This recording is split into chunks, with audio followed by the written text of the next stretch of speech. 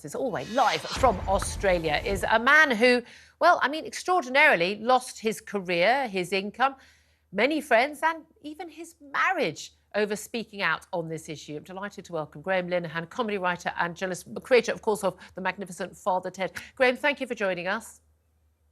Thank you, Julia. Lovely to be here. It is extraordinary that there have been so many people, including, Labour representatives and others, and even, the likes of Stonewall and others who've been pushing this agenda, who are now saying, oh, yes, we completely accept all of the findings in the Cass review. Absolutely. Look, this is the stuff that you've been saying.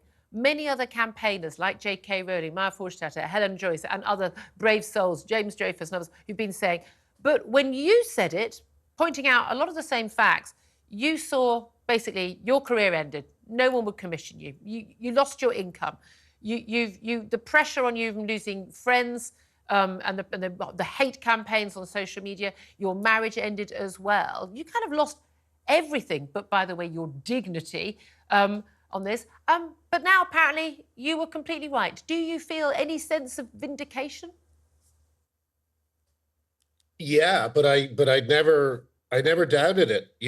I mean, someone wrote today, over the next few years, a lot of people are going to have to come to terms with the fact that they consider themselves intelligent, well-informed people, and they believed one of the most stupid ideas that's ever been put forward, the idea that people can be born in the wrong body.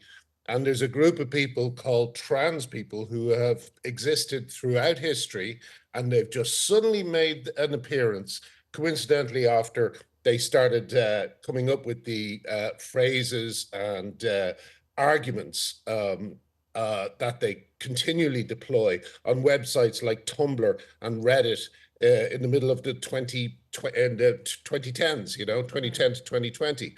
So this is a completely faddish load of nonsense that came from academia in the US, some very perverted doctors in Europe. In fact, I'm over here on the other side of the world, and one of the worst offenders was a man named John Money, who invented the theory of gender ideology and sexually abused two male twins in his care. Right, okay, I don't have any information on that, so legally speaking, I can't... Oh, he's long dead. He's long... Okay, thank God, because I'm just thinking the lawyers are going to be in here in about 3 seconds. Okay, but this is the thing. All I'll say is people should Google John Money, and they will see where the concept of gender identity... This is the thing. There's a lot of... You went further than a lot of people who were critical of this, saying that you think there's actually much more sort of sinister sort of direction behind where this... And I have to say, looking more and more into this, I am more and more coming around to your point of view on that. But certainly at the very bare minimum, the stuff that the Hillary Cass exposed shows that, the absolute disregard for the safety, the mental health and the physical health and the long-term impacts for children at the Tavistock Clinic and by many of those working this work is absolutely outrageous. And I would say blatantly, clearly breach of the Hippocratic Oath and also probably criminal in many cases.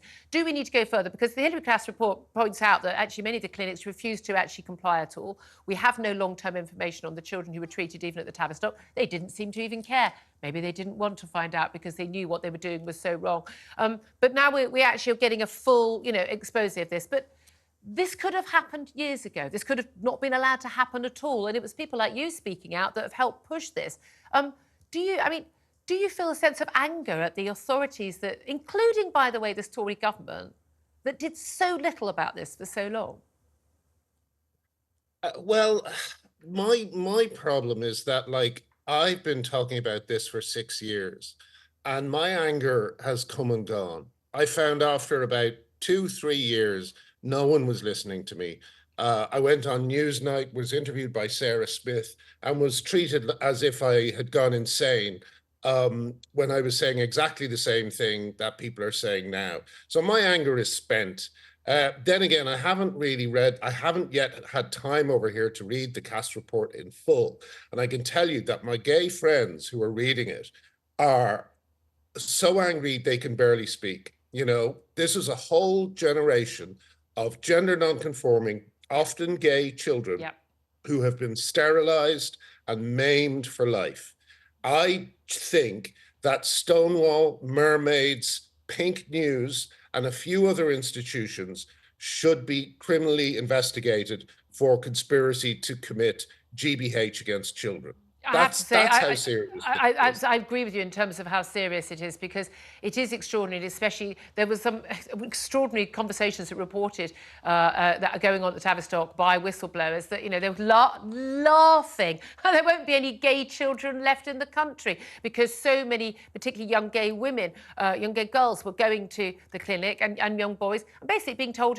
I mean, again, Stonewall and Mermaids doing this. You know, that, oh, if you're not, you know, if you're a tomboy, or if you're quite an effeminate boy, well, then you're probably trans. No, you may well be straight, you may well be gay, and there's nothing wrong with either of those things. Be you, live your life, and get on with it. But then suddenly, young children were, you know, vulnerable children. Often they'd been abused, they'd been neglected, they'd had trauma, they had other mental health problems. A huge number of them were autistic as well, and had other, you know, learning difficulties and things. And then they were put on this railroad track to, as you say, infertility and body mutilation. It is the biggest childcare scandal in our lifetime. And suddenly everyone's just turning on a sixpence and saying, oh, yeah, absolutely, yeah, that shouldn't have happened. When 2 days ago, they were cheering it on and calling people like you bigots. Yeah, they can't face it. It's too big. You know, I mean, when I think one of the things that has happened over the last few years is, I think people said to themselves, if this is true, if this story is true, then everyone, the media, the BBC, definitely the BBC. My celebrity friends, everyone is lying to us. And I think that the magnitude of that lie basically blew people's minds, and they couldn't look at it.